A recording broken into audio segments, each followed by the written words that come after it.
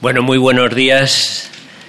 Bienvenidos a Campus de Canto Blanco de la Universidad Autónoma de Madrid. Bienvenidos a este acto de inauguración del segundo Congreso Internacional de Filosofía bajo palabra, Universidad Autónoma de Madrid. Filosofía, Derechos Humanos y Democracia. Antes de proceder con el acto de inauguración, me gustaría presentar las personas que me acompañan en esta mesa. Tenemos a la presidenta de la Asociación de Filosofía bajo palabra, doña Delia Manzanero, así como al presidente de la Asociación de Hispanismo Filosófico, don José Luis Mora García, al director del Departamento de Filosofía de esta Universidad Autónoma de Madrid, don Jorge Pérez de Tudela, al decano de la Facultad de Filosofía y Letras, don Antonio Cascón Dorado, a don Ángel Gabilondo Pujol, catedrático de Metafísica, ministro y rector de esta universidad, y me presento yo, para aquellos que no me conozcan, rector de la Universidad Autónoma de Madrid, don José María Sanz Martín. Bien, sin mucho más preámbulos, voy a dar la palabra a Delia Manzanero, que nos va a iniciar este acto de apertura. Cuando quieras, Delia. Muchas gracias, excelentísimo señor rector de la Universidad Autónoma de Madrid, autoridades de la UAM, señores y señores congresistas, amigos y compañeros de Bajo Palabra. Quiero, en primer lugar, agradecerles de corazón su asistencia en este acto con el que simbólicamente iniciamos las jornadas de reflexión y debate en este segundo Congreso Internacional de Filosofía bajo palabra, y agradecerles su manifiesto interés por esta convocatoria en torno a la filosofía, democracia y derechos humanos en el mundo actual.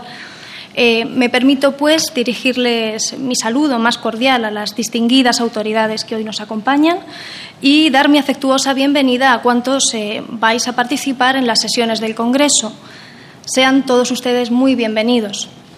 Como pueden comprobar, la edición del Congreso de este año tiene un denso programa con la participación de académicos de alrededor de 20 países de muy distinta procedencia. Contamos con representantes de países europeos como Francia, Alemania, Inglaterra, Rumanía, Suiza o Polonia, además de nuestros vecinos de Italia y Portugal.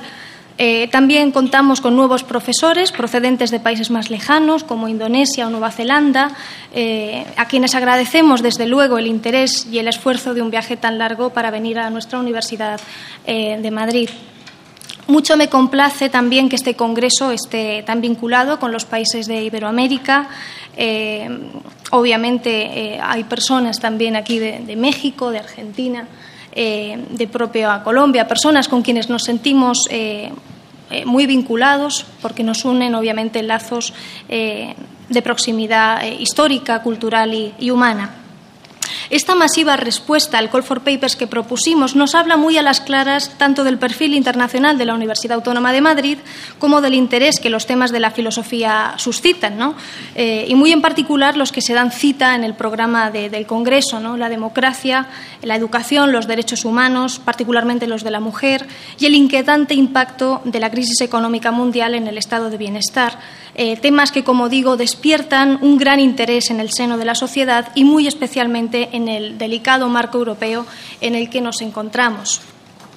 Asimismo, llama poderosamente la atención, en el contexto político y social en que nos movemos, la relevancia a todos los niveles que están teniendo figuras importantes del pensamiento filosófico en nuestro país, muchos de ellos presentes en este acto, y otros reconocidos intelectuales que nos acompañarán esta semana, a quienes agradecemos muchísimo que hayan aceptado tan generosamente nuestra invitación a participar en las conferencias magistrales. Deseo asimismo agradecer a las autoridades que nos acompañan en el día de hoy por la cálida acogida que nos han brindado para la celebración de este congreso, por su apoyo y estímulo para todos los estudiantes e investigadores que trabajamos en este proyecto y por la sensibilidad ya demostrada hacia los fines de nuestra asociación. Permítanme, pues, que dedique estas palabras para agradecerles sinceramente y en nombre de la Asociación Bajo Palabra el afecto y el reconocimiento que han dado a nuestra pequeña labor, por su apoyo en estos momentos tan complejos y exigentes. Su compañía hoy nos alienta y nos da fuerzas. Fuerzas que hemos necesitado, pues ya pueden imaginar que haber ultimado la preparación de un congreso internacional tan concurrido pues no ha sido una tarea fácil. Afortunadamente, el comité organizador ha sabido estar por encima de tales dificultades de distinta naturaleza y a veces harto imprevisibles, como una huelga general en el meridiano del Congreso, que nos obligó a modificar el programa, pues la universidad no es solo una universidad de estudiantes y profesores. La universidad es también una universidad de ciudadanos comprometidos, una fuente de saber cuyo conocimiento nos hace también responsables.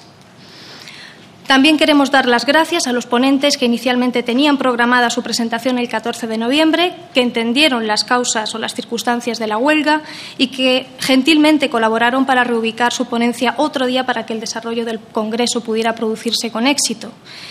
Quiero hacer una mención especial, pues me parece de justicia y debido reconocimiento, a Eduardo Zazo, a Bianca Toíllez, Elena Trapanese y todos los becarios del Congreso por su ingente trabajo para alcanzar este buen fin. Igualmente expresamos nuestro especial agradecimiento a Marta Nogueroles, David Díaz, Alejandro Rodríguez, Cayetana Martínez, David Melero, Miguel Salmerón y Diana Constantinescu por el estupendo trabajo que han realizado en la preparación de cada pequeño detalle de este encuentro, así como a Luis María Cifuentes por sus importantes esfuerzos para iniciar los trámites de creación de una cátedra UNESCO en la UAM, cuya denominación oficial coincide con el eje temático transversal planteado por el Congreso. Como saben, nos encontramos envueltos en un contexto de inestabilidad económica que está acabando con muchas cosas. Creo que es precisamente en estos tiempos cuando se vuelve de todo punto necesario revalorizar la filosofía, lo cual nos exige seguir trabajando con objetivos comunes, redoblando si cabe nuestros esfuerzos e implicarnos mucho más para dotar de legitimidad y consistencia nuestras propuestas, para que nuestros debates trasciendan a la sociedad junto con los valores y la cultura humanística cultivados en la universidad que la sociedad actual realmente necesita. Hace un año la Asociación Bajo Palabra lanzaba la primera edición del Congreso y hace ya 6 años nos entregábamos con tenacidad y perseverancia al proyecto de la revista de Filosofía Bajo Palabra.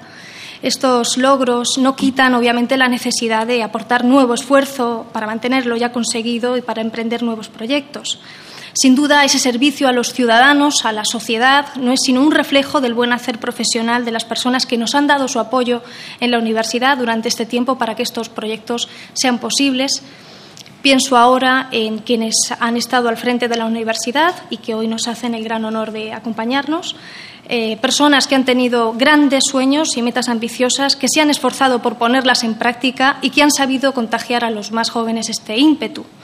Para los universitarios es, desde luego, determinante contar con su ejemplo, especialmente para aquellos de nosotros que procedemos de la titulación de filosofía y hemos tenido ocasión de escuchar sus lecciones cargadas de sabiduría y pasión a partes iguales. Por nuestra parte, esperamos simplemente estar a la altura del ejemplo que ellos nos han dado. Este es el proyecto de Bajo Palabra, el cual lleva implicada la idea de compromiso con la universidad, compromiso con los valores de la democracia y compromiso con una sociedad más justa, equitativa y solidaria.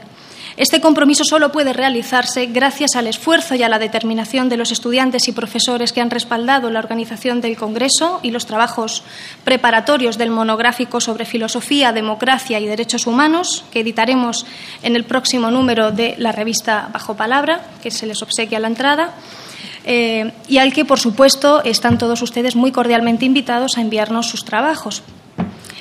Gracias a todos ellos y merced a las personas e instituciones que nos han prestado su apoyo, la Asociación Bajo Palabra es y seguirá siendo capaz de servir cada vez mejor a la comunidad universitaria y a la sociedad, reforzando los lazos y el papel de la filosofía en ambas.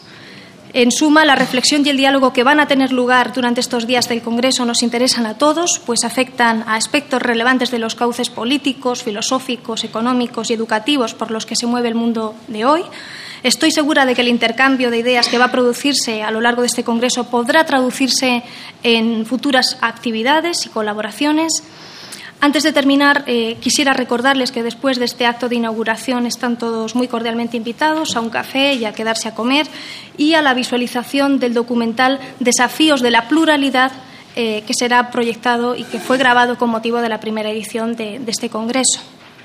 Sin más que añadir, les deseo a todos que su participación en el Congreso les resulte una experiencia gratificante, formativa y muy fecunda. Muchas gracias por la atención.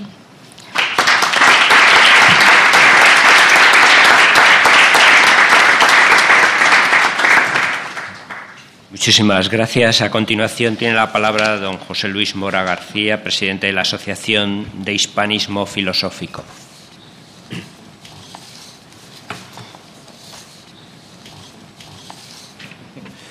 Bueno, señor rector, señor decano de la Facultad de Filosofía y Letras, señor director del Departamento de Filosofía, don Ángel Gabilondo y doña Delia Manzanero, presidenta de la Asociación Bajo Palabra, y a todos ustedes un saludo cordial, mi agradecimiento por haber sido invitado a presentar un congreso de esta calidad, que se debe solamente pues a la gratitud que yo creo que sienten los estudiantes por los profesores, lo cual nos recuerda buena parte de lo mejor de nuestra tradición, ¿no?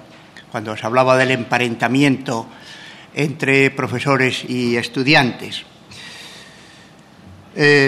Aunque figuro aquí como presidente de la Asociación de Hispanismo Filosófico, represento también a Pilar Monreal, que es la directora del Departamento de Antropología Social y Pensamiento Filosófico Español, que espero que esté recuperada en breve. Uno de los dos departamentos que desde sus inicios apoyaron la creación y las actividades de la Asociación Bajo Palabra, que fue apoyada también, hay que recordarlo, por el equipo de don Ángel Gabilondo cuando era rector de esta universidad, del cual formaba parte ya también José María, el actual rector, y todo su equipo, ¿no? Esta asociación yo creo que viene desarrollando una actividad que nos honra, que realmente nos honra a todos, que recogió la herencia de estudiantes que pasaron por aquí, que al terminar su actividad en la universidad, dejaron esta idea para quien la quisiera retomar. Un día se nos ocurrió, por aquí veo a Diego Garrocho, también Gonzalo Velasco, la propia Delia, es decir, una promoción de estudiantes realmente magnífica. Dijimos en clase, ¿por qué no retomar aquella cabecera que había quedado en los cajones, propuesta por Alfonso Berrocal, Antonio Forges y algún otro nombre que ahora lamento no recordar? Y no solamente retomaron la idea, sino que hoy tiene vida propia, es una idea crecida y una idea tan magnífica como puede comprobarse por la revista y por la organización ya de este segundo congreso, ¿no? Y además porque de esta organización forman parte un buen número de estudiantes, ¿verdad? Lo cual a los profesores nos llena realmente de orgullo. Señalaba hace unos días la esposa de un colega inglés que ha estado con nosotros durante 4 meses aquí en una estancia de investigación financiada por el Ministerio, que veía a la sociedad española vulnerable. Bueno, me he quedado dándole vueltas a este término. Claro, si estuviéramos esta mañana en el cuartel general del Ejército, pues habría que apretar las trincheras. Si estuviéramos en un consejo de administración, habría que revisar las finanzas. Afortunadamente, estamos en una universidad y eso nos lleva a plantearnos este diagnóstico en términos de modelos de racionalidad.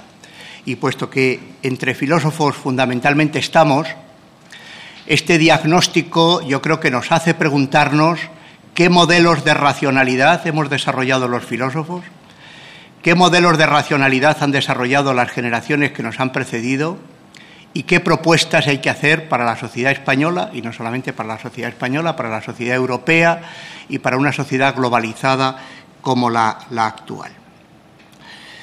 Quizá durante demasiado tiempo hemos dependido de modelos tecnocráticos.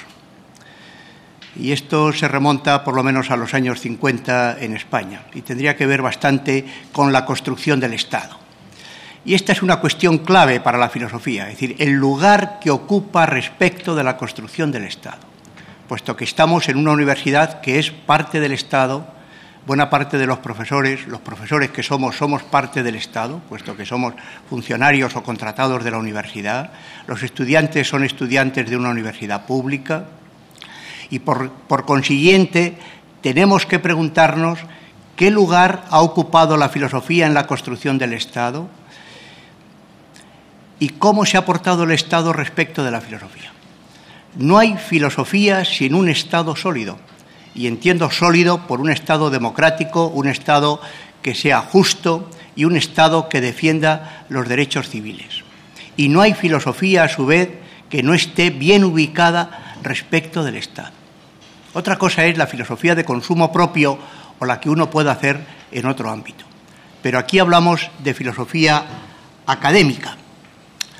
María Zambrano, en un artículo escrito el año 48, en una revista titulada Las Españas, que fundó Manuel Andújar y luego colaboraron también Anselmo Carretero y otros, que era una revista que tenía pretensiones de difundirse en España y hacían que llegar aquí por los procedimientos más sorprendentes que pueda suceder, pues en este artículo hablaba de dos condiciones ineludibles para que una filosofía tuviera el lugar adecuado. Ella hablaba de la necesidad de que hubiera continuidad y vigencia. Continuidad y vigencia. Bueno, en este contexto no hace falta explicar lo que significan estas palabras, que deben articularse entre sí.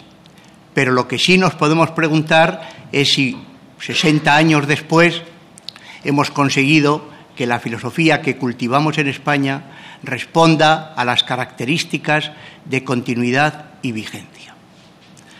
Ortega, con una técnica más de conferenciante, decía que poco se puede hacer si no hemos tenido al menos 2 generaciones a nuestra espalda que hayan sido realmente potentes.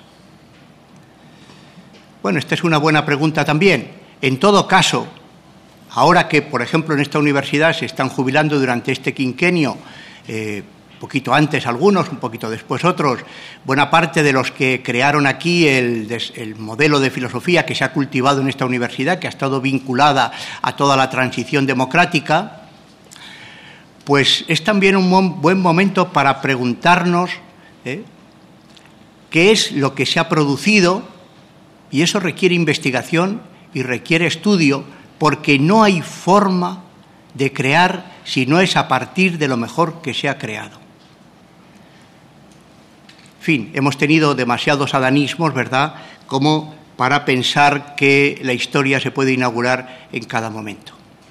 Ortega se lo planteaba respecto de toda la tradición krausista, y a nosotros nos corresponde no solamente respecto de la tradición de Ortega, sino también respecto de todo lo que se ha hecho en las décadas de la segunda parte del siglo XX en España. Por eso me alegro mucho, me ha parecido un enorme acierto que se haya invitado al profesor Elías Díaz a tener la conferencia inaugural de este congreso. Pocas personas en España representan lo que significa la continuidad y la vigencia de la filosofía respecto de la construcción del Estado. Tanto su trayectoria personal como su propia obra sobre la legitimación del Estado de Derecho, como sus proyectos de investigación, ¿verdad?, impulsados en la Facultad de Derecho de esta universidad, que ha tenido uno de los grupos más potentes en filosofía de Derecho en España, yo creo que son un buen aval de lo que se puede seguir haciendo. Y finalmente, han sido invitadas también personas que han tenido un papel relevante durante la transición democrática en España. Por aquí va a pasar Fernando Savater, va a pasar Javier Muguerza, van a pasar estudiosos de la tradición de la Edad de Plata. Es buen momento de dialogar con ellos respecto de lo que ha significado la filosofía española o la filosofía que se ha hecho en España durante estas décadas, ver qué es lo mejor que se ha hecho y ver desde dónde se puede continuar. Y finalmente he comprobado con mucho agrado que hay propuestas de intervención de jóvenes estudiantes que me parece que van en el buen sentido de lo que hay que hacer. Alguna ponencia he visto por ahí sobre la filosofía de la democracia española y otras intervenciones que realmente me parecen que pueden dar mucho juego, que pueden servir de un marco de reflexión para conseguir justamente que 60 años después de que María Zambrano hiciera el diagnóstico sobre la necesidad de que la filosofía estuviera dotada de continuidad y vigencia, seamos capaces de corregir lo que ella en aquel momento consideraba que eran dos insuficiencias de la filosofía española. Ella acababa de tener que ir al exilio y no hay mayor discontinuidad que la del exilio, y que nosotros ahora, en un Estado de Derecho, seamos capaces de corregir esto y de recuperar todo lo mejor que se ha hecho en relación, por supuesto, con las tradiciones europeas. Así que mi felicitación a los organizadores del Congreso, mi satisfacción por estar aquí como colega, amigo, compañero en esta universidad también ya desde hace muchos años, y muchas gracias porque en estos tiempos, como ha dicho Delia, de cierta miseria económica, queda la esperanza, ¿no? Queda la esperanza. Por terminar con una cita de María Zambrano, ella confiaba en la esperanza más que en la verdad.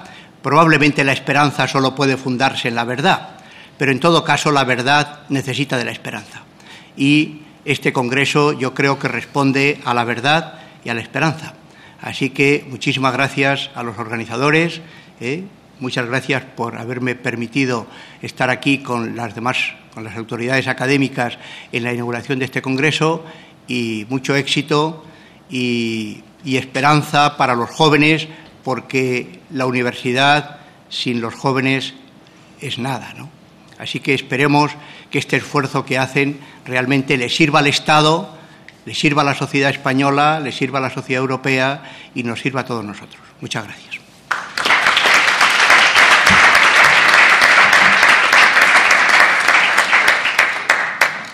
Muchísimas gracias. Tiene la palabra don Jorge Pérez de Tudela, director del Departamento de Filosofía. Muchas gracias y buenos días y bienvenidos una vez más, por tercera vez creo, pero creo que a lo largo de la mañana y cada vez que sea imprescindible o conveniente, esta universidad, a los que no sois de ella, os dirá una vez más y siempre bienvenidos. Ya sabéis que cuando un orador, alguien que está en el uso de la palabra, dice aquello de voy a ser breve, es para echarse a temblar, porque lo más normal es que no vaya a serlo. Yo, en la medida de mis posibilidades, en la medida que tengo de cumplir mis promesas, os diré que sí voy a ser breve, o por lo menos voy a tratar de serlo. Mirad, yo no sé qué pondrán en mi tumba, cuando entre en ella y allí en el mármol o lo que fuere, qué es lo que pondrán, pero quizá habría por lo menos oportunidad de que se ponga Jorge Pérez de Tudela Velasco inauguró los congresos de Bajo Palabra. Quiere decir con esto que es ya la segunda vez que se me invita, y estoy agradecidísimo, profundamente agradecidísimo a esto, a inaugurar los congresos, para ser exactos, de filosofía bajo palabra. Un congreso internacional de filosofía bajo palabra. Yo digo, no sé si eso es lo que pondrán en mi lápida, pero si así fuera, he de decir que seguramente en ese momento me alzaría, creo que no es posible, pero en fin, vamos a soñar, me alzaría y agradecería profundamente que se haya puesto esto. Además, expresaría también la alegría que ya en este momento tengo, porque en efecto estamos inaugurando, con mayor o menor autoridad, en mi caso con muy poca autoridad, un congreso de filosofía bajo palabra. Se ha recordado antes los orígenes de lo que fue bajo palabra y lo que ahora es un congreso que en este momento es verdaderamente cosmopolita y multicultural y global. Creo que es así. Los orígenes de bajo palabra fueron, si no recuerdo mal, algo así como las primeras gotas de un río que algún día se convertirá en el Amazonas o en algún otro, digamos, río de gran... Yo, para mi fortuna y la de los profesores, como os he dicho antes, que asistimos a los orígenes de esto, pudimos ver las primeras gotas. Las primeras gotas se van convirtiendo ya en un río que no lo diré que amenaza con arrasarlo todo a su paso, pero sí, y si así fuera, pues estaría bien. Pero, desde luego, se trata de algo que ya es una realidad y que es en efecto, creo, una semilla de esperanza para más cosas, para muchas más cosas. Por eso me alegro, me congratulo y he de deciros que no sé si me invitarán o no, pero por tercera vez, pero estoy ya a la vista del programa que tengo ante mí, estoy ya deseando que pase un año y decir algo parecido en la inauguración del tercer Congreso Internacional de Filosofía bajo palabra, que estoy seguro que, dados las manos en las que está la aventura o el proyecto, sin duda se va a hacer. Alguien podría preguntarse, quizá, qué pinta aquí hablando uno más de los profesores de filosofía, o por qué se habla aquí de filosofía, de democracia y de derechos humanos.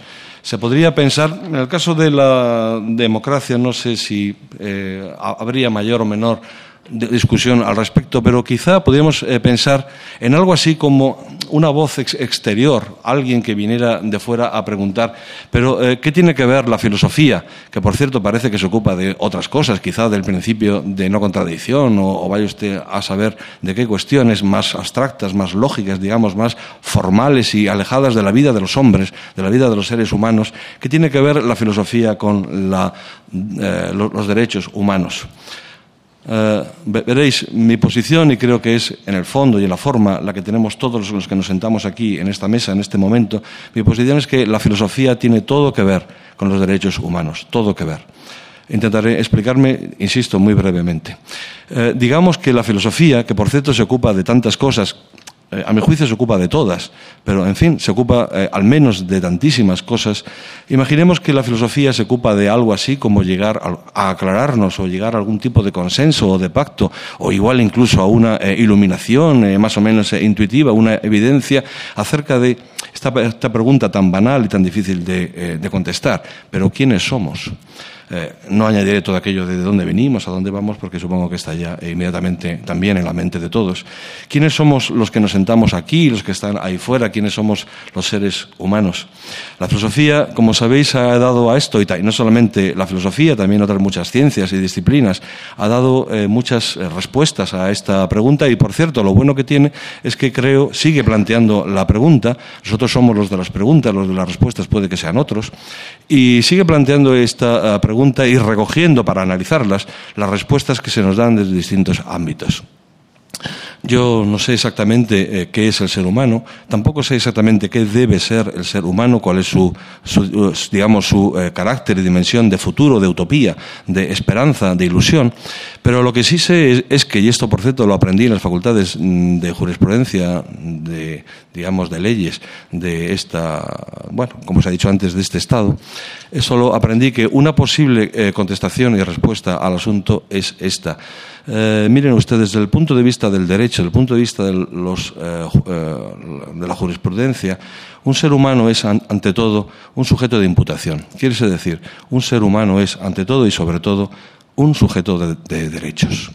Lo cual quiere decir, si en algún momento, si en alguna situación, si desde alguna consideración de las cosas se nos tocan los derechos, si en alguna se lucha contra los derechos que nos acompañan, si en alguna forma se intenta atacar a nuestros derechos, se está atacando a lo que somos. Se está atacando a lo que somos nosotros, a lo que fueron seguramente nuestros padres y nuestros abuelos, y seguramente también a lo que queremos que sean nuestros hijos.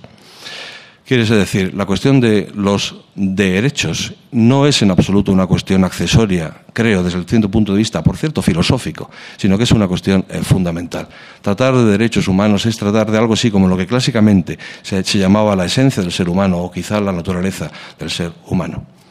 Por cierto, ya sé que se me dirá que no hay que hablar únicamente de derechos, o no habría que hablar únicamente de derechos, que también hay que tener en cuenta las obligaciones de los seres humanos. Pero yo a eso contestaré que también aprendí que las llamadas obligaciones no son sino la obligación que tengo yo de respetar los derechos que tienen los otros. De tal manera que en última instancia de lo que hablamos es de un juego de derechos, y por tanto el concepto y la pulsión fundamental que aquí hay que atender es los derechos. Por cierto, en su momento hablábamos de derechos fundamentales y nos parecía que aquello era tan fundamental que no valía la pena ni volver a hablar sobre aquello, ni volver a darle vueltas, porque todo aquello era algo adquirido por nosotros, adquirido por nuestra cultura. Por desgracia, ya sabéis todos que aquí estamos en circunstancias en las cuales hay que volver a recordar, y volver a recordar bien alto, una y otra vez, no solamente la necesidad de que pertenece a nuestra definición, nuestros derechos fundamentales, sino algo todavía, si queréis, más fundamental, y perdonad por la redundancia. Estamos hablando ya, como sabemos todos muy bien, de derechos básicos, de derechos simples, de derechos elementales, que una vez más hay que volver a poner encima de la mesa, a defender, una vez más a discutir y reflexionar acerca de ellos. Recordaré, y voy a parafrasear, obviamente, recordaré algo que dijo una persona que no sé si entendía mucho de estas cosas, creo que sí, se llamaba Kant. Y creo que en algún texto cuyo nombre he olvidado, Kant decía algo así como lo siguiente: la generación que no pasa a la generación siguiente las conquistas conceptuales o de otro orden que se han adquirido por generaciones anteriores, la generación que bloquea la transmisión del saber y que bloquea la transmisión de los derechos que hemos adquirido, que bloquea sin más el traspaso de la educación, esa generación está cometiendo un crimen. He de deciros que, afortunadamente, no sé si alguna vez se nos juzgará o no sobre los crímenes que hayamos llegado a cometer o no desde este punto de vista, pero he de deciros que, por lo que veo, los que vais a hablar en este congreso, de ese crimen ya, afortunadamente para vosotros, no creo que se os juzgue, y en todo caso, si se os llegara a juzgar, ibais a salir absueltos. Yo, por desgracia, como no hablo en el congreso, me temo que en ese hipotético juicio final iba a salir, me parece que, culpable. Gracias.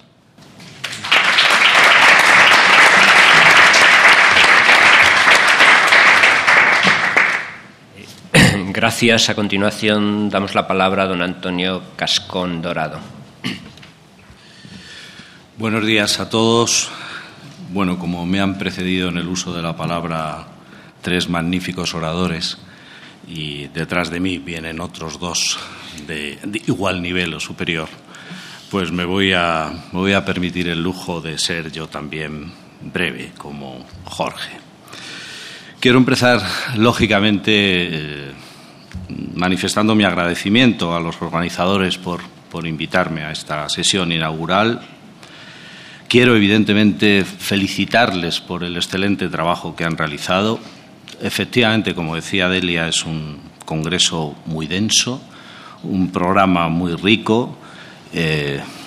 Vienen personas de nada menos que 20 países, como nos ha dicho ella, y la verdad es que es un esfuerzo de organización. Yo sé que detrás de este programa hay un esfuerzo de organización tremendo que debe ser elogiado como corresponde.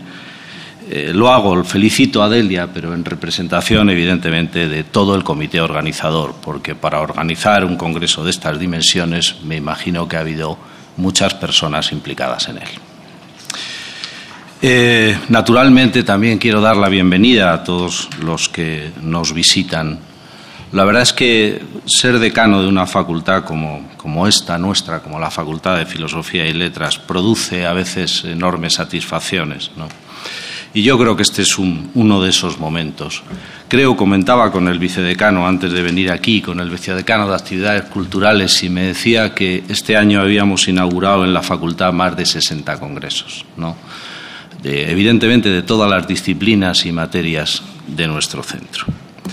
En muchas ocasiones he participado en los actos inaugurales y les aseguro que es impresionante ver la actividad que se sigue haciendo a pesar de la crisis, gracias a la ayuda también de la universidad, a quien quiero agradecer su apoyo en este tipo de actividades, porque me consta que en este punto nuestra facultad creo que se lleva la parte del león del presupuesto, si no me equivoco. Bueno, creo que también quiero felicitar a la Asociación Bajo Palabra, ¿no?, tan fructífera y con ese logo tan bonito y tan simple, ¿no?, una FI, ¿no?, es magnífico, ¿no? He estado ojeando un poco, ¿no?, el último número. Siempre tienen la amabilidad de entregarme un ejemplar y la verdad es que me parece que es una edición excelente. También supongo que detrás de este libro hay mucho trabajo y quiero felicitar a todos los que colaboran en la revista. Bien, me parece que este tipo de congresos son, creo, la mejor transferencia del conocimiento que en estos momentos podemos hacer, ¿no? Yo creo que es muy necesario que, aparte de los aspectos académicos, aquellos temas de los que tratamos tengan una incidencia en la sociedad. Y me parece que este del que tratamos aquí, vamos a tratar ahora, pues evidentemente es absolutamente pertinente. Lo sería en cualquier caso, en cualquier ocasión, pero probablemente en estos tiempos que vivimos, a los que es inevitable aludir, porque son los que son, pues me parece que tiene todavía mucha mayor pertinencia. Bueno, a veces me llaman a Berchale, otras veces me dicen que soy excesivamente pesimista en mis... Pero es verdad que yo creo, y lo tengo que decir, no puedo evitarlo porque sí, tenemos que tener en cuenta la esperanza, pero también la verdad, o como decía José Luis, de la verdad hacia la esperanza, ¿no? Yo creo que en los últimos años, por lo menos en los últimos 30 años, en los derechos humanos, en algunos aspectos, ha habido una cierta regresión. Me parece que eso hace que el momento sea particularmente difícil y particularmente oportuno hablar de los derechos humanos. Decía José Luis, citando a una colega de otra universidad, veo a la sociedad española vulnerable. Yo también la veo vulnerable. Creo que José Luis comparte también la idea, ¿no? Quizá haya una cierta apatía que a mí me preocupa. Y en ese sentido también creo que de estas sesiones quizá consigamos alguna motivación mayor. Bueno, voy a terminar también con una cita que me ha sugerido la alusión a su epitafio que ha hecho Jorge Pérez de Tudela. Y que me pasa como a él, que yo tampoco ya recuerdo bien las citas ni los nombres, ¿no? Sí que recuerdo al protagonista de la novela El satiricón de Petronio, ¿no?, que era un rico hacendado liberto hortera, ¿verdad?, pero que se hinchó a ganar dinero, ¿no? Y en su epitafio, al final, él presumía de la cantidad de millones que había acumulado y añadía al final, presumiendo, y nunca escuché un filósofo, ¿no? Ese era el final del epitafio.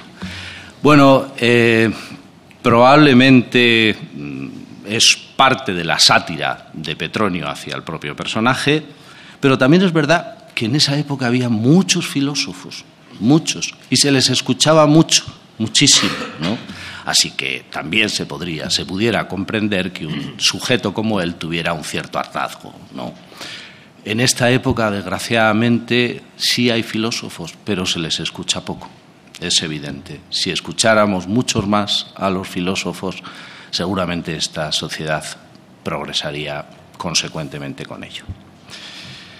Nada más. Muchísimas gracias. Repito mi bienvenida a todos y yo espero que las sesiones, además de provechosas, sean divertidas. Muchas gracias.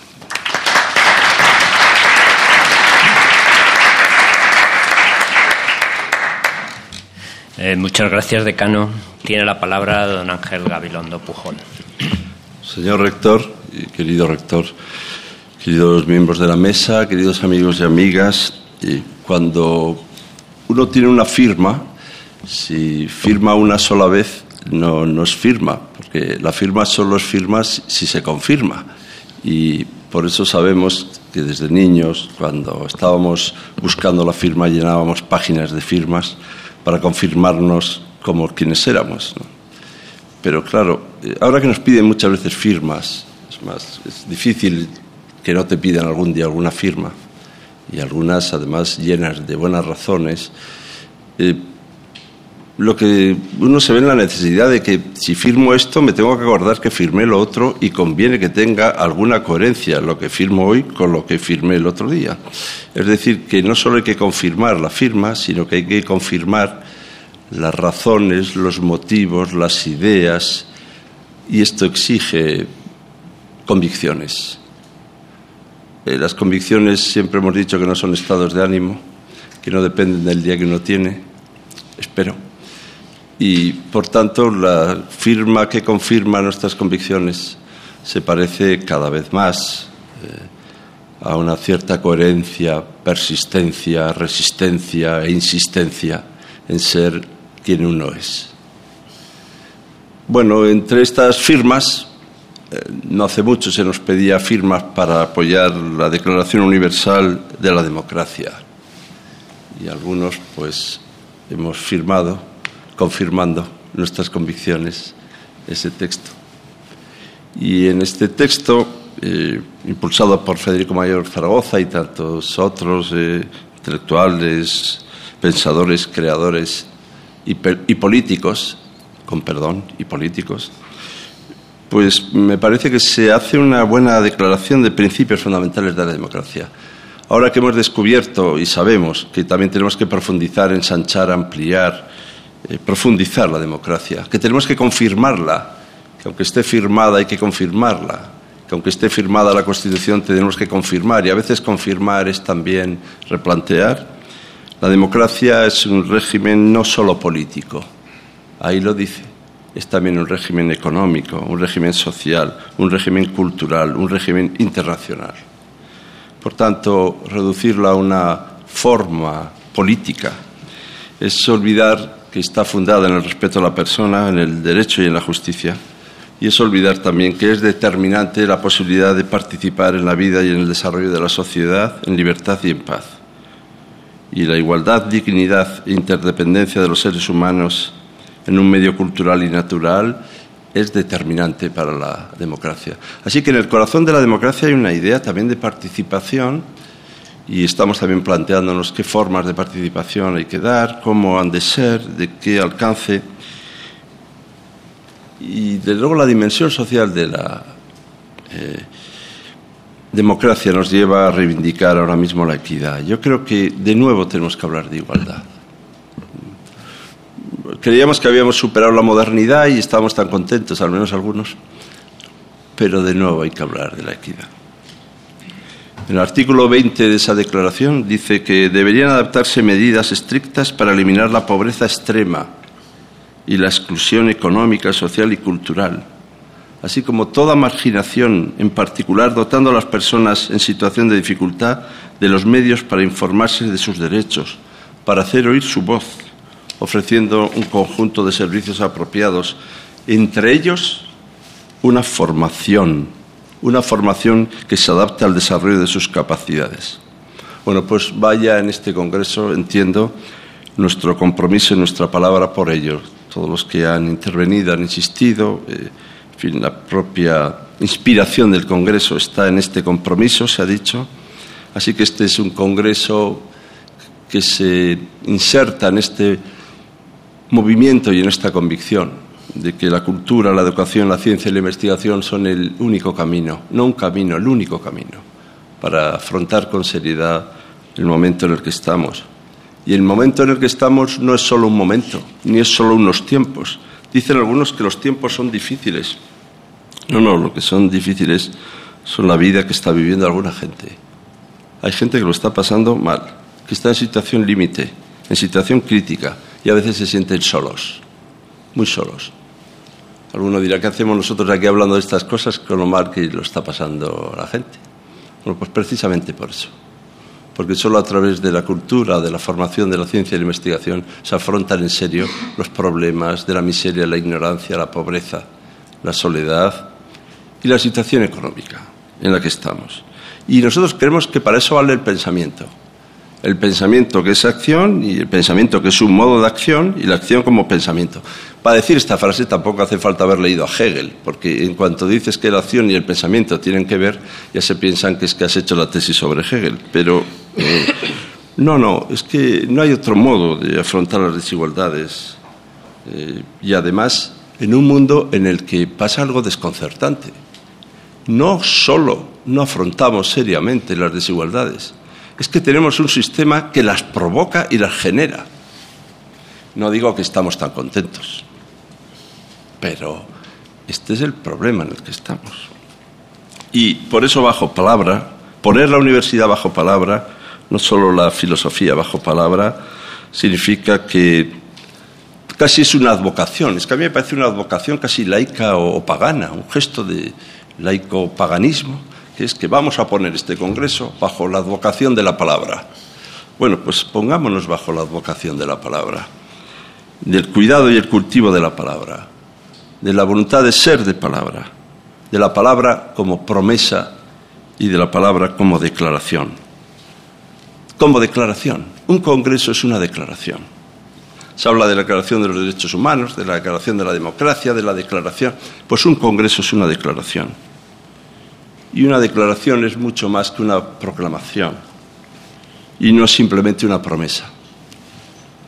Yo supiera bien alemán, diría que Aussage, que es declaración, no es lo mismo que proclamación, que es Ansage, y lo mismo que promesa, que es Zusage.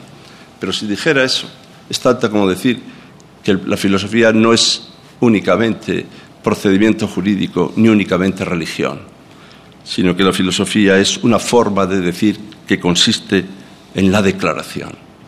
Solo se piensa cuando uno se declara. Y declararse es implicar al otro, implicarse con él, implicarse en pensamiento y en afecto con él. Solo habrá congreso si declaramos y nos declaramos, si nos pasa algo en el otro y con el otro. Y puestos a poner este congreso bajo palabra, yo voy a poner este congreso bajo las palabras ilustradas. ¿Habrá de nuevo que decir en un país como este, tan impermeable a la ilustración? Eso es espectacular, seguro que lo han estudiado muy bien quienes conocen el pensamiento español. Ha habido ilustración y ha habido ilustrados, pero somos impermeables a la ilustración. No sé qué nos pasa. Supongo que es porque tenemos otros valores, pero a veces uno también duda. Y esta impermeabilidad a la ilustración significa una insensibilidad para, digámoslo, la libertad, la fraternidad y la igualdad. Si a alguno la fraternidad le pone nervioso, que yo conozco a mucha gente que le pone nervioso porque le encuentra connotaciones inquietantes, sustitúyase por solidaridad. Libertad, solidaridad y equidad, igualdad. Y no son tres vertientes, son una única realidad. Tres en uno. ¿Qué libertad es esa que se invoca desde algunos lugares y rincones si no está vinculada estrechamente a la equidad y a la solidaridad? ¿Qué libertad es esa sino una enunciación abstracta de diferencia que no muestra sino rostro de la indiferencia? Y por esto, desde la diferencia en libertad, desde la unión en libertad, desde la equidad que respeto a la diferencia, pero como he dicho tantas veces, derecho a la diferencia, pero sin diferencia de derechos. Hoy recuerdo cuando, en fin, Homero decía que sin fratría, sin ley y sin hogar. Uno solo puede ser esclavo. Y efectivamente, en el premio del poema de Parménides, el derecho y la justicia impulsan el carro de la diosa a través de las ciudades. Y los derechos, estoy de acuerdo con lo que se ha dicho, no son una situación coagulada o congelada. Los derechos son fuerzas motrices y motivadoras para la permanente tarea de mejorarlos, a nosotros mismos y a la sociedad. Y tenemos que lograr su amplitud y su extensión. No solo protegerlos y defenderlos como una torre de marfil anquilosada. Ellos son fuerza motriz y motivadora. Y por tanto solo se defienden los derechos ampliándolos y solo se defienden los derechos impulsándolos y extendiéndolos, no guardándolos. En esto, como en tantas cosas, solo se firma si se confirma. Y no se confirma con la pasividad ni con la quietud. Si no se lucha por ellos, no se sostienen. Se tornan abstractos y decaen como lo que deberían haber sido, estímulos de libertad. Los derechos son estímulos de libertad. Y entonces lo que dejan de ser son realidades susceptibles de vivirse. Se pueden cumplir o incumplir, pero no se pueden vivir. Pero los derechos no eran para cumplir. Los derechos eran una forma de vivir y de procurar espacios de convivencia. Y por eso yo quiero agradecer a quienes nos han convocado, a quienes nos han traído aquí. Quizá la mejor manera de responder a eso sería cuidar la palabra, educar en la palabra. La universidad es un sitio también que cuida y vela por las palabras, que cuida por evitar la malversación de ciertas palabras, que cuida por evitar la dilapidación de ciertas palabras y además que las cuida luchando por ellas, diciéndolas públicamente y viviéndolas constantemente. Y hoy nuestra palabra es equidad. Cuando cada vez se generan más distancias, cuando cada vez hay más gente que lo pasa mal, más miseria, más pobreza y más ignorancia, y bien cerca de nosotros, nosotros seguimos declarando equidad en una convocatoria, que es la convocatoria de este Congreso. Así que, si me permiten, diré esto, pero no lo diré mucho más, que es imprescindible una concepción del derecho como generador de un bien común, de una sociedad de justicia y de libertad. Pues muchas gracias por todo esto y muchísimas felicidades, rector, decano, director, a la asociación y muchas gracias, Delia. Puestos a buscar, en España no solemos encontrar nunca causas, solo nos conformamos con encontrar culpables. Así que queda usted declarada como culpable de lo que aquí nos sucede. Muchas felicidades.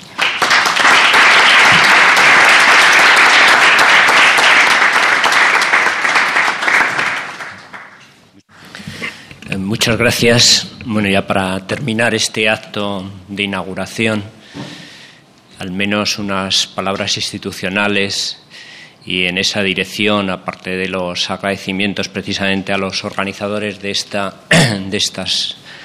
este Congreso Internacional de Filosofía, donde además se añade el logo y el nombre de la Universidad Autónoma de Madrid, de la cual nos sentimos muy satisfechos y muy orgullosos, y recordando además que fue el año pasado cuando inauguramos ese primer congreso, con mucha motivación, con mucho estímulo y sobre todo con personas jóvenes muy dedicadas a trabajar por un proyecto como es este congreso, ver con satisfacción la realización de este segundo congreso, lo cual implica que ni la motivación ha dejado de faltar, ni las condiciones han sido suficientemente adversas como para que se produjera el fracaso, sino todo lo contrario. Y en ese ámbito, desde la Universidad Autónoma de Madrid, en la cual se genera este tipo de actividad, y como bien se ha dicho,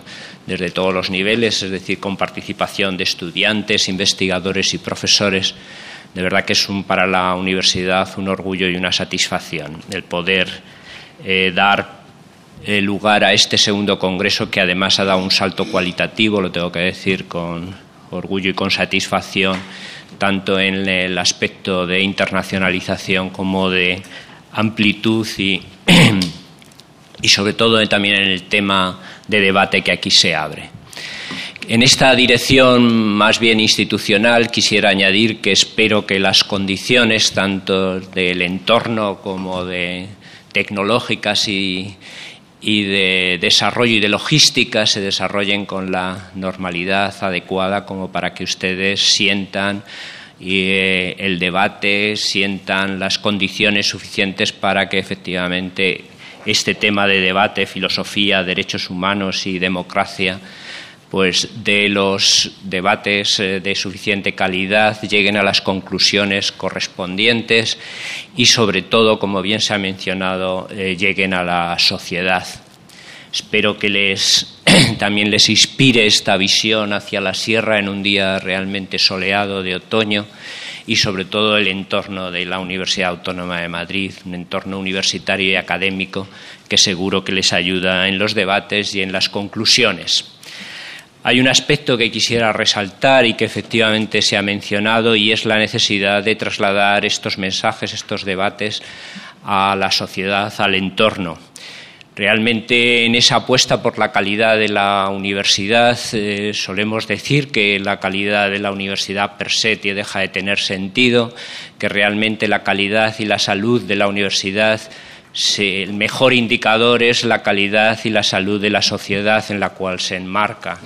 O sea que hasta que no consigamos que realmente la sociedad en la cual estamos imbuidos y en la cual trabajamos y con la cual trabajamos en muchos proyectos, pues no sea una sociedad sana, culta, crítica y realmente educada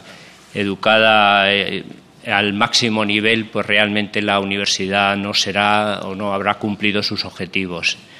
En esta dirección agradezco que precisamente desde este Congreso Internacional sobre Filosofía, se trate un problema realmente de actualidad, un problema vigente y que podamos ayudar a la sociedad a resolver algunos de los conflictos que realmente la ahogan y nos llevan en algún caso hacia posiciones realmente muy pesimistas.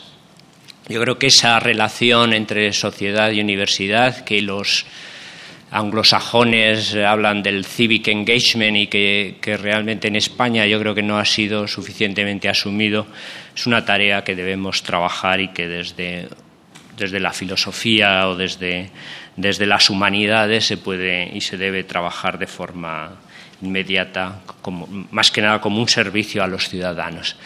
Así que sin mucho más que añadir, puesto que realmente es verdad que el concepto de brevedad es muy diferente para los filósofos y con respecto a un físico como yo, que solemos tratar o relativizar eso de la brevedad a bien. Yo diría que lo que aquí se ha demostrado que a pesar de no cumplir con la brevedad, los discursos han sido excelentes.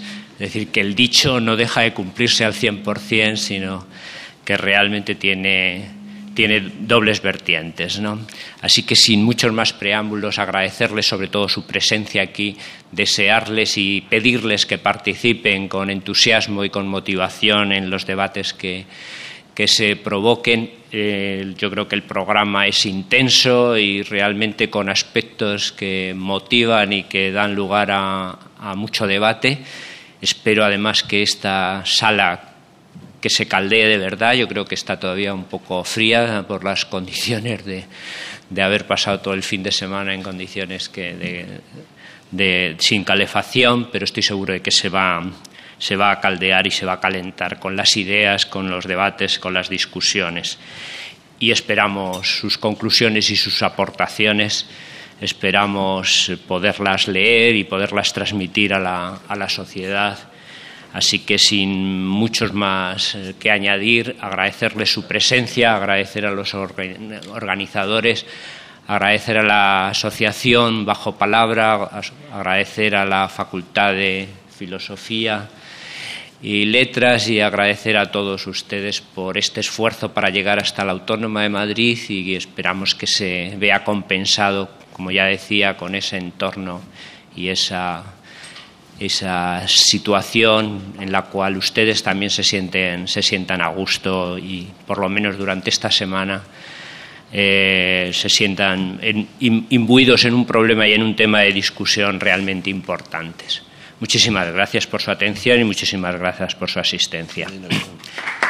Inauguramos y declaramos inaugurado este segundo Congreso Internacional de Filosofía bajo palabra Universidad Autónoma de Madrid, Filosofía, Derechos Humanos y Democracia. Muchísimas gracias.